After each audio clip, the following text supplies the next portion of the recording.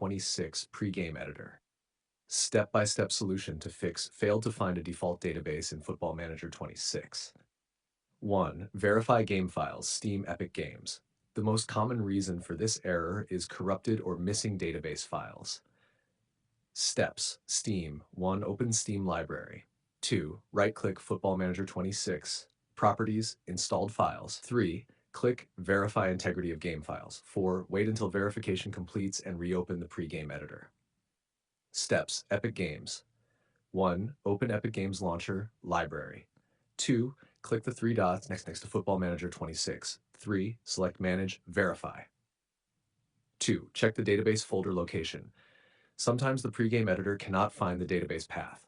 Steps: 1. Go to the following folder. You can see the code in our conversation history. 2. Ensure the database folder exists.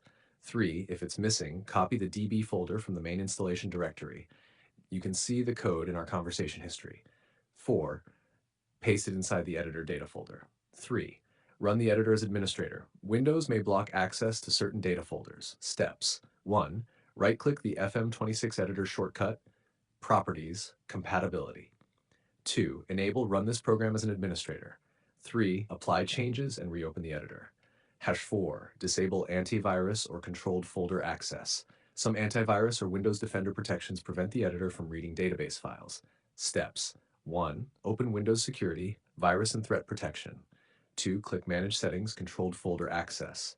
3. Temporarily disable it or add the FM26 editor to the allowed apps list. #5. Reinstall the pregame editor. If the above steps don't help, 1. Uninstall the Football Manager 26 pregame editor. 2. Delete any leftover files in. You can see the code in our conversation history. 3. Reinstall it from Steam or Epic Games. 4. Launch again. It should now detect the default database correctly. Optional: restore the default database from backup. If you manually edited or deleted databases, 1. Navigate to. You can see the code in our conversation history. 2. Replace missing files with a backup or verify through Steam to re-download. After fixing, reopen the pregame editor.